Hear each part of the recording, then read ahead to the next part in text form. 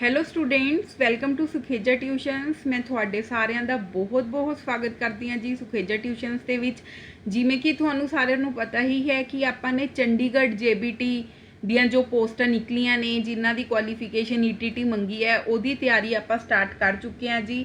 ਦੋ ਚੈਪਟਰਸ ਹਲੇ ਤੁਹਾਡੇ ਦੋ ਸਬਜੈਕਟ ਤੁਹਾਡੇ ਹਲੇ ਸਟਾਰਟ ਕੀਤੇ हैं जी। फर्स्ट टीचिंग एप्टीट्यूड, ਉਹਦੇ ਵੀ 2 ਲੈਕਚਰਸ ਹੋ ਚੁੱਕੇ हैं, ਤੇ थर्ड ਪੋਲਿਟੀ। ठीक है, ਅੱਜ ਇਸ ਦਾ ਸੈਕਿੰਡ ਲੈਕਚਰ ਹੈ।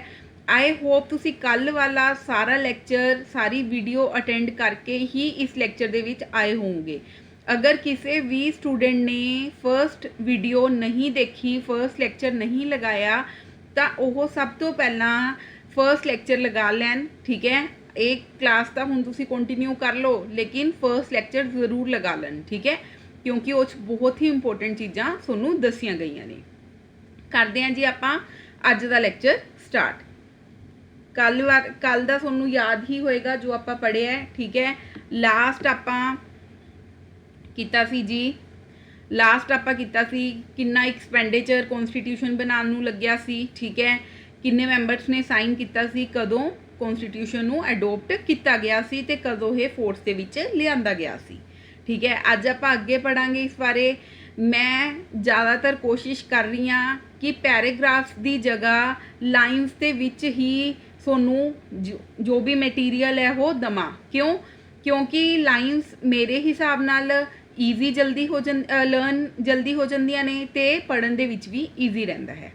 ठीक है, करिए स्टार्ट। हुण आपां गल करदे हां जी किन्ने आर्टिकल्स ने, किन्ने पार्ट्स हैं, ते किन्ने शेड्यूल्स ने। ठीक है, कॉन्स्टिट्यूशन दे विच आर्टिकल्स बारे, शेड्यूल्स बारे आपां सारा आने वाले लैक्चर्स दे विच कवर करांगे। ठीक है, originally it was consisted of 395 articles. ठीक है, ओरिजिनली इहदे विच किन्ने आर्टिकल्स सी जी? इहदे विच 395 आर्टिकल सीगे, 22 पार्ट सी एंड 8 शेड्यूल सीगे। ठीक है, ओरिजिनली जेड़ा सी इहदे विच किन्ने आर्टिकल सी? 395। ठीक है, पार्ट सीगे 22 एंड शेड्यूल सीगे 8। एट प्रेजेंट हुण अज दे टाइम दे विच अमेंडमेंट्स होईयां ने। ठीक है, तां किन्ने आर्टिकल्स बन चुके हैं जी? हुण आर्टिकल्स बन चुके हैं जी 448। ठीक है, हुण आर्टिकल्स बन चुके हैं 448। पार्ट्स किन्ने हैं? 25। ठीक है, पार्ट्स किन्ने हैं? 25 एंड शेड्यूल्स किन्ने हैं? शेड्यूल्स हैगे हैं 12। ठीक है, पहला किन्ने आर्टिकल्स सी? 395। पार्ट्स किन्ने सी? 22। शेड्यूल्स किन्ने सी? 8।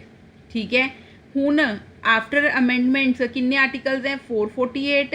ठीक है, किन्ने पार्ट्स हैं? 25 एंड किन्ने शेड्यूल्स हैं? 12। क्लीयर है? सिंपल चीज़ है बिल्कुल। ये तुसी याद कर लियो कि ओरिजिनली किन्ने आर्टिकल सीगे ते एट प्रेजेंट किन्ने हैं। जो भी ये इंपोर्टेंट अमेंडमेंट्स होईयां ने वो सारियां मैं तुहानूं करवाऊंगी आने वाले लैक्चर्स दे विच। ठीक है जी। नैक्सट चलो, one liners.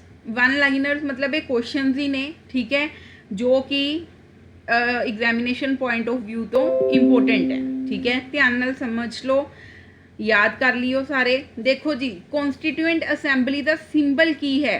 Symbol of constituent assembly, symbol of constituent assembly option दे विच आ जाऊगा जिमें एलीफेंट, हॉर्स, लॉयन, टाइगर। तो आंसर की आएगा जी? एलीफेंट। ठीक है, आंसर की आ जाएगा थोड़ा elephant. Symbol of constituent assembly elephant. Will Indian when was Indian constitution act and force.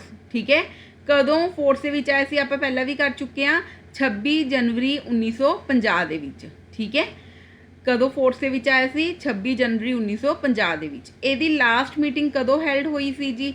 24 जनवरी 1950 दे विच। ठीक है, किन्नियां कमेटीज सीगियां कॉन्स्टिट्यूएंट असैंबली दियां? 22, जिन्हां ने अलग अलग काम कीता सी। अलग अलग कमेटीज बनाईयां गईयां सी कॉन्स्टिट्यूशनल असैंबली दियां। किन्नियां सीगियां? 22। Vice president and vice chairman of constituent assembly VT Krishnamachari and HC Mukherjee. ठीक है, ये तुसी याद कर लियो। सिंबल ये इंपोर्टेंट है, कदों फोर्स के विच आए भी इंपोर्टेंट है। लास्ट मीटिंग बारे मे भी ना पूछा जाए तुहाडे तो। ठीक है, किन्नियां कमेटी सीगियां कॉन्स्टिट्यूशनल असैंबली दियां, यह पूछा जा सकता है।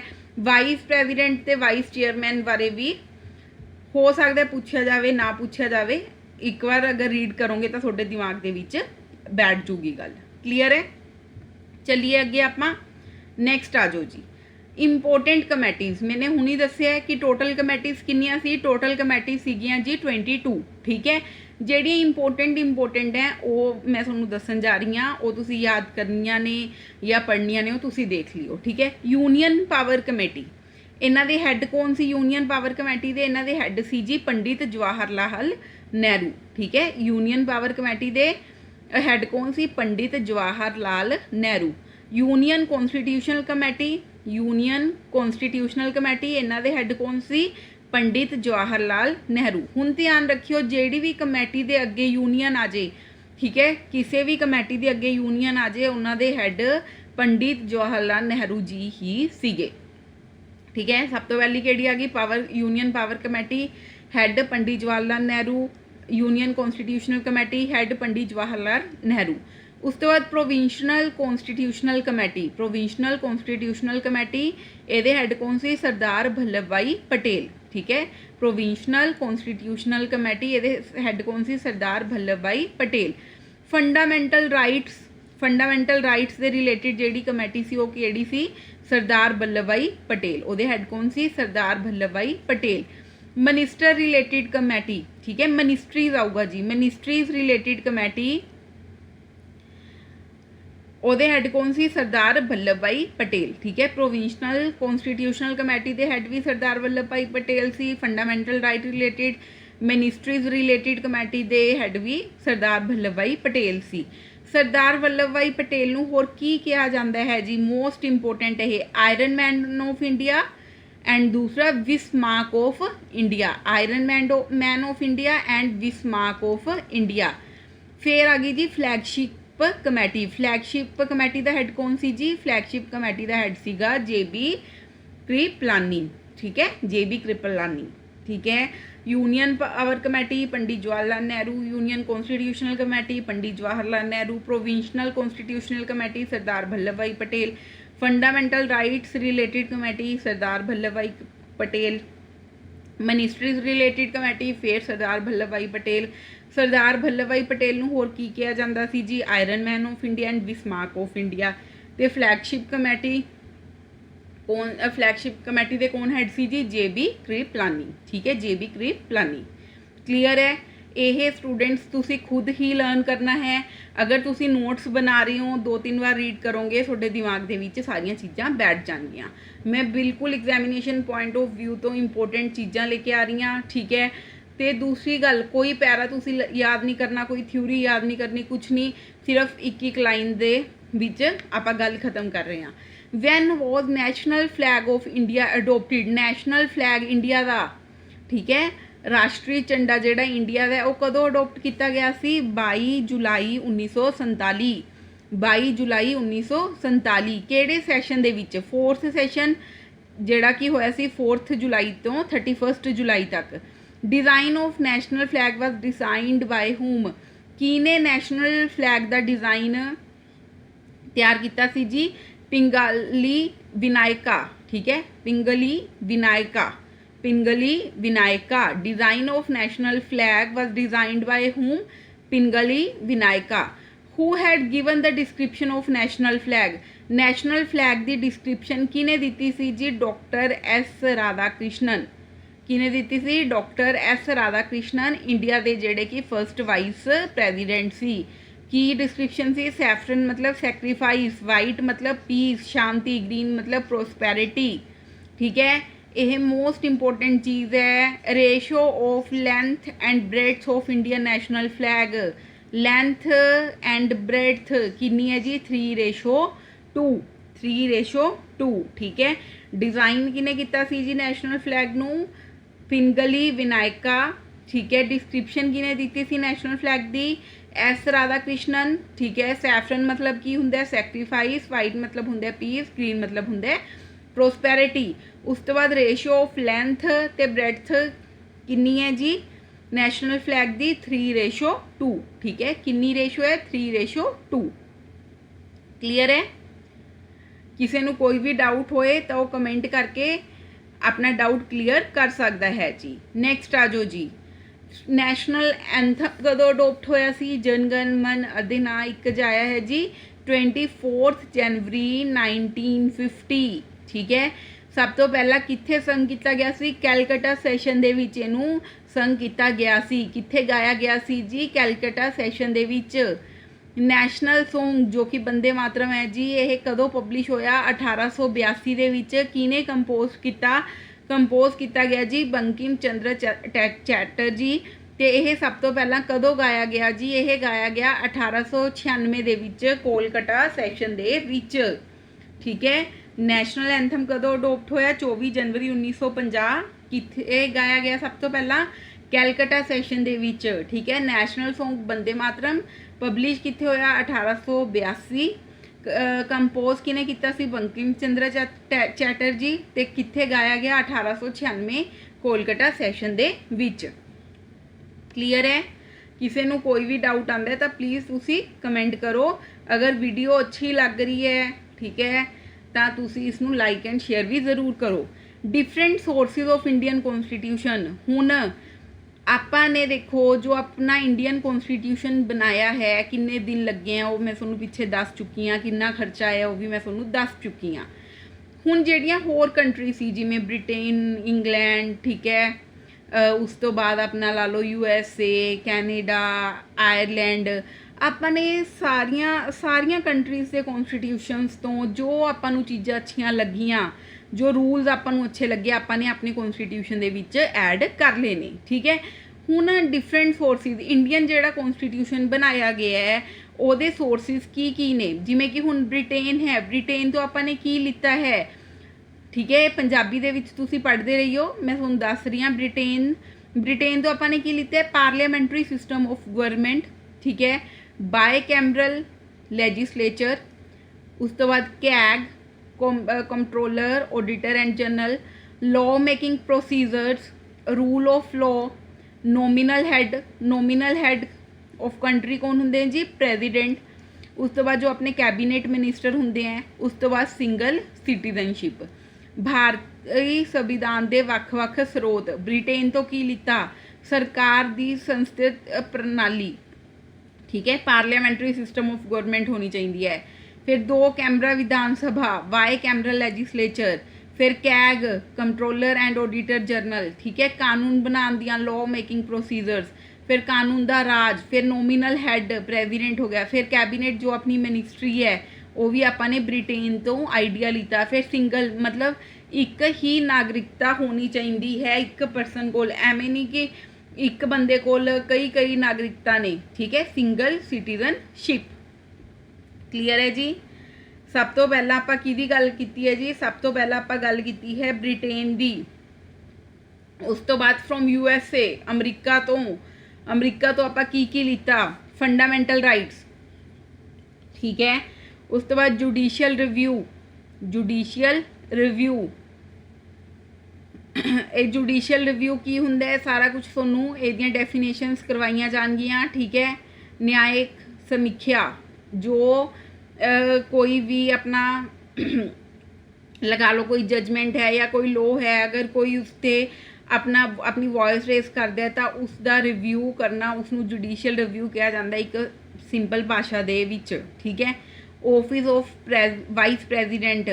उस तो बाद की आएगा जी? Removal of supreme court and high court जजिस, independence of judiciary, preamble, chairman of Rajya Sabha, impeachment process. ठीक है, हुण इहदे विचों क्वेश्चनस किवें आउणगे तुहानूं?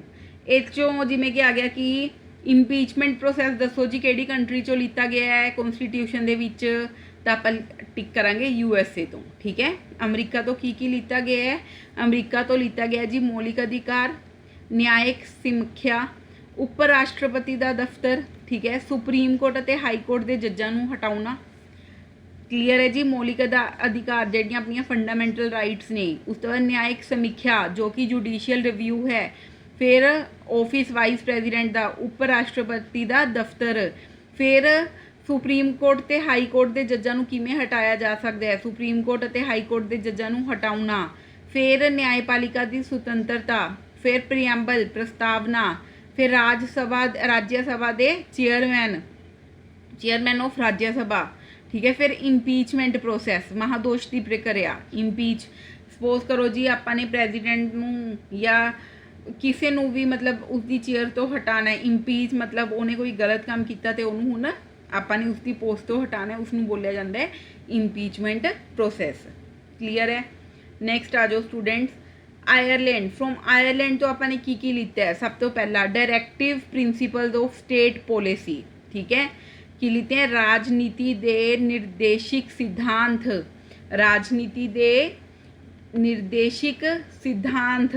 उस तो बाद मैथड ऑफ प्रेजिडेंट इलैक्शनस, ठीक है, ਜਿਹੜੀ कि राष्ट्रपति ਨੂੰ ਆਪਾਂ ਨੇ ਚੋਣ करनी है, राष्ट्रपति दियां जो चोणां होनियां उसका तरीका। फिर nomination of members in Rajya Sabha bye president, राष्ट्रपति द्वारा राज्य सभा विच मैंबरां दी नामजदगी, ठीक है। आयरलैंड तो की लिते है students, directive principles of state policy.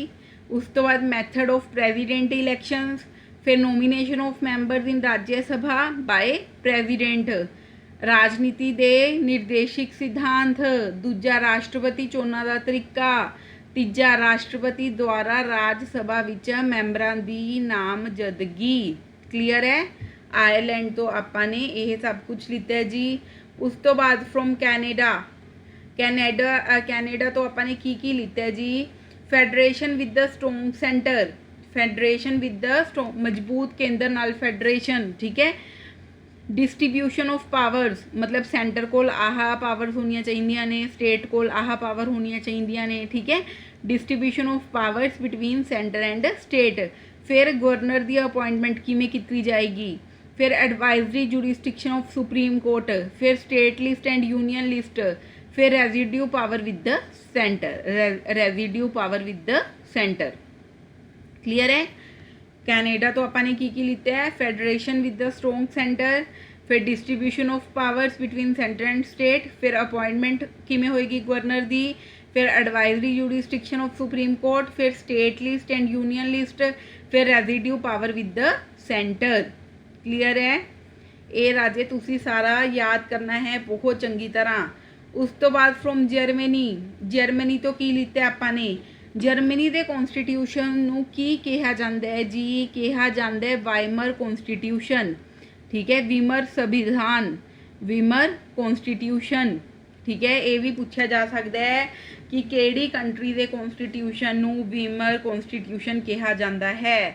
Clear है, ठीक है। केड़ी कंट्री के कॉन्स्टिट्यूशन नूं विमर कॉन्स्टिट्यूशन कहा जाता है, ठीक है। ये तो आपने की लिता है। इस तो आप लिता है suspension of fundamental rights during emergency,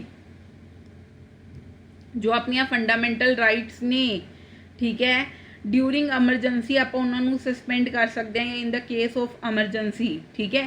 from Russia जो कि पहला USSR सी, वो तो आप की लिता है जी fundamental duties and 5 year plan. की लिता है जी जर्मनी तो जर्मनी के संविधान को की कहा जाता है, विमर संविधान कहा जाता है। इन्ना तो आप लिखते हैं एमरजेंसी दौरान मौलिक अधिकारां दी मुअत्तली, ठीक है, मतलब उन्होंने अगे सस्पेंड कर देना, मुलतवी, ठीक है, अधिकारां दी मतलब अगे आपने उन्होंने सस्पेंशन कर दिता, ठीक है, समझ गए ना। रूस तो आपने की लिता है जो कि पहला USSR सी, बुनियादी कर्तव्य मतलब फंडामेंटल ड्यूटीज़ ते 5 साला योजना एंड 5 ईयर प्लान, ठीक है। नैक्सट आ जाओ जी। नैक्सट फ्रॉम ऑस्ट्रेलिया तो आप की लिता है जी, ऑस्ट्रेलिया तो लिता है आपने ट्रेड एंड कमर्स, व्यापार ते बनज, कॉन्करेंट लिस्ट समकाली सूची, लैंग्वेजिज ऑफ प्रीएम्बल, ठीक है, प्रस्तावना दियां भाषावां, trade and commerce, concurrent list, languages of preamble. Australia तो आपने यह लिखा है जी, ठीक है। नैक्सट आ जाओ फ्रॉम साउथ अफ्रीका। हूँ साउथ अफ्रीका तो की लिखा है amendment procedure in constitution, amendment procedure जो भी अपन अमेंडमेंट्स होंदियां ने, ठीक है, अगर आपको कोई चीज़ नहीं ठीक लग रही, आपां नूं नहीं मतलब गवर्नमेंट नूं कोई चीज़ नहीं ठीक लग रही, लोगों के हित लई आपां ने जो भी आर्टिकल्स दे विच अमेंडमेंट है ना की प्रोसीजर है वो आपां कित्थों लिता है, साउथ अफ्रीका तो। उस तो बाद इलैक्शन ऑफ मैंबर्स किहदे election of member of Rajya Sabha, ठीक है, राज्य सभा के मैंबर्स की election on the basis of proportional representation, किहड़े बेसिस ते, प्रोपोर्शनल रिप्रजेंटेशन बेसिस ते, ठीक है।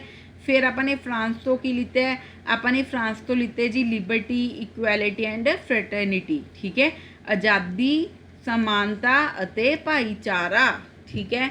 ਇਹ ਸੀਗੀਆਂ ਮੇਨ ਚੀਜ਼ਾਂ ਜੋ ਤੁਹਾਨੂੰ ਕਨਸਟੀਟਿਊਸ਼ਨ ਬਾਰੇ ਪਤਾ ਹੋਣੀਆਂ ਚਾਹੀਦੀਆਂ ਨੇ। ਇਸ ਤੋਂ ਬਾਅਦ ਆਪਾਂ ਗੱਲ ਕਰਾਂਗੇ ਆਰਟੀਕਲਸ ਦੀ, ਠੀਕ ਹੈ, ਕਿ ਆਰਟੀਕਲਸ ਨੂੰ ਕਿਵੇਂ ਯਾਦ ਕਰਨਾ ਹੈ। ਸਭ ਤੋਂ ਪਹਿਲਾਂ ਤੁਸੀਂ ਆਪਣਾ ਜੋ ਵੀ ਤੁਹਾਨੂੰ ਜਿੰਨਾ ਵੀ ਟਾਈਮ ਲੱਗੇ ਆ ਸਾਰੀਆਂ ਚੀਜ਼ਾਂ ਨੂੰ ਤੁਸੀਂ ਯਾਦ ਕਰਨਾ ਹੈ। ਇੱਕ ਵਾਰ ਆਪਾਂ ਇਹਦੀ ਰਿਵੀਜ਼ਨ ਕਰਦੇ ਹਾਂ ਤਾਂ ਕਿ ਅਗਰ ਕੋਈ ਤੁਹਾਨੂੰ डाउट है तो पूछ सकते हो तुसी, ठीक है। सब तो पहला जी 3 ऑर्गनस तुहानूं दस्से सी जेड़ा किसी भी कंट्री के पोलिटिकल सिस्टम नूं चलाउण लई चाहीदे आ, वो किहड़े हैं जी, विधान सभा, कार्यकारी ते न्यायपालिका, ठीक है। लैजिसलेचर, एग्जीक्यूटिव ते जुडिशरी। लैजिसलेटर की करदा है, लॉ नूं बनांदा है, एग्जीक्यूटिव की करदा है, उहनूं एग्जीक्यूट करता है, ठीक है। उहदे विच prime minister, cabinet minister, election commission ये सारे आते हैं। जुडिशरी अपनी जजमेंट दिंदा है, ठीक है। 3 ऑर्गनस जेड़े किसी भी कंट्री के पोलिटिकल सिस्टम नूं चलाउण लई चाहीदे हैं, किहड़े हैं जी, लैजिसलेचर, एग्जीक्यूटिव ते जुडिशरी। क्लीयर है, ये 2 चीज़ां तुहानूं आई दस्सिया सी। उस तो बाद पोलिटिकल जस्टिस जेड़ा कि जुडिशरी है, 3 तरह की जस्टिस आपां नूं प्रोवाइड करदा है, पोलिटिकल, सोशल ते इकनोमिक। पोलिटिकल जस्टिस दे विच की हुंदा है जी, पोलिटिकल जस्टिस दे विच मतलब हर बंदे नूं इक्वल पोलिटिकल राइट्स मिलन without any discrimination, such as right to vote, right to contest elections, right to form political parties, ठीक है, right to criticise the government. Economic justice दे विच की हुंदा है, इक्वल ओपरचुनिटीज़ मिलनियां चाहिदियां ने to earn livelihood and equal pay for work. ते सोशल जस्टिस दे विच की हुंदा है, कोई भी डिस्क्रिमिनेशन नहीं होनी चाहिए on the basis of cast, creed and colour. कल मैं तुहानूं ओरिजिनली किन्ने मैंबर सीगे वो दस्से सी, तुहानूं लिख के दस्सिया सी बकायदा, वो तुसीं लिख लियो, ठीक है। जिसने कल वाली क्लास नहीं लगाई वो क्लास दे विचों देख के लिख ले। उस तो बाद जी आइडिया ऑफ कॉन्स्टिट्यूशन किने दिता सी, M.N. रॉय ने। फर्स्ट मीटिंग कित्थे होई सी, दिल्ली दे विच होई सी। जेड़ा इहदा ऑब्जेक्टिव रेजोल्यूशन सीगा वो किने मूव कीता सी, वो कीता सी मूव जी पंडित जवाहर लाल नेहरू जी ने, ठीक है। उस तो बाद ये टैंपरेरी प्रेजिडेंट कौन बने, सचिदानंद सिन्हा। ये परमानेंट प्रेजिडेंट कौन बने, डॉक्टर राजेंद्र प्रसाद। फिर ड्राफ्टिंग कमेटी दे चेयरमैन कौन सीगे, डॉक्टर B.R. अंबेडकर, ठीक है। फिर अपने अदर मैंबर्स बारे पढ़िया सीगा, ठीक है। ये बच्चे कल करवाया गया सी, जिसने नहीं किया, ठीक है, वो कल अपना कल वाला लैक्चर तुसी लगा लियो। नैक्सट कितना टाइम लग्या सी जी इंडियन कॉन्स्टिट्यूशन बनन नूं, ठीक है, किन्ने सैशनस होए सी, किसने कॉन्स्टिट्यूशन नूं लिखिया सीगा, किहड़े कैलीग्राफिस्ट ने लिखिया सी, प्रेम बिहारी नारायण राय जादा ने। टोटल एक्सपेंडिचर कितना लग्या सी जी, किन्ने मैंबर्स ने इसनूं साइन किया सीगा, ठीक है। कॉन्स्टिट्यूएंट असैंबली नूं किन्ने मैंबर्स ने साइन किया सी, कदों अडोप्ट किया गया ते कदों ये फोर्स दे विच आया। कल आपने इन्ना किया सी, अज जो आप किया किन्ने आर्टिकल्स हैं, किन्ने पार्ट्स हैं, किन्ने शेड्यूल्स हैं, ठीक है। उस तो बाद 1 लाइनर्स उन्होंने मैंने क्वेश्चंस करवाए, ठीक है। ये सारे बहुत ही चंगी तरह तुसी लर्न कर लियो, इन्हां चों पूछे जा सकते हैं तुहाडे तो, ठीक है जी। उस तो बाद ये मोस्ट इंपोर्टेंट चीज़ें हैं कि डिफरेंट सोर्सिस आपने इंडियन कॉन्स्टिट्यूशन बनाने लई कित्थों कित्थों केड़ी कंट्री तो की लिता, ठीक है। ब्रिटेन दी गल कीती सब तो पहला, फिर USA दी गल कीती, आयरलैंड दी गल कीती, ठीक है। आयरलैंड तो बाद कैनेडा दी गल कीती, जर्मनी, रशिया दी गल कीती जी। फिर आप साउथ अफ्रीका, फ्रांस की गल कीती, ठीक है। ये सारा तुसी बहुत अच्छी तरह जी लर्न कर लियो, ठीक है। बहुत जल्द तुहाडे होर भी सब्जैक्ट्स के लैक्चर शुरू हो जाएंगे आने वाले टाइम दे विच। तुहानूं सारियां टेस्ट सीरीज़, ठीक है, मॉक टेस्ट सारा कुछ दिता जाऊगा। आपने बहुत ही देखो ਅਗਸਤ ਤੱਕ ਤੁਸੀਂ ਫਾਰਮ ਭਰਨਾ ਹੈ। ਆਈ ਥਿੰਕ 17-18 ਅਗਸਤ ਤੱਕ ਭਰਨਾ ਹੈ। ਮੇ ਬੀ ਸੈਪਟੈਂਬਰ ਦੇ ਵਿੱਚ ਜਾਂ ਅਕਤੂਬਰ ਦੇ ਵਿੱਚ ਤੁਹਾਡਾ ਐਗਜ਼ਾਮ ਹੋ ਜਾਏਗਾ, ਠੀਕ ਹੈ। ਤਾਂ ਆਪਣੇ ਕੋਲ ਟਾਈਮ ਬਹੁਤ ਥੋੜ੍ਹਾ ਹੈ। ਡੇਲੀ ਕਲਾਸ ਅਟੈਂਡ ਕਰੋ, ਜਿੰਨਾ ਤੁਹਾਨੂੰ ਕਰਵਾਇਆ ਜਾ ਰਿਹਾ ਹੈ ਇਹਨੂੰ ਬਹੁਤ ਅੱਛੀ ਤਰ੍ਹਾਂ ਯਾਦ ਕਰੋ, ਨੋਟਸ ਬਣਾਓ। ਹੋਪਫੁਲੀ ਸਾਰਾ ਇਹਦੇ ਵਿੱਚੋਂ ਹੀ ਪੇਪਰ ਆ ਜਾਵੇਗਾ। ਓਕੇ ਸਟੂਡੈਂਟਸ, ਮਿਲਦੇ ਹਾਂ ਆਪਾਂ ਨੈਕਸਟ ਕਲਾਸ ਦੇ ਵਿੱਚ, ਠੀਕ ਹੈ। ਚੰਗੀ ਤਰ੍ਹਾਂ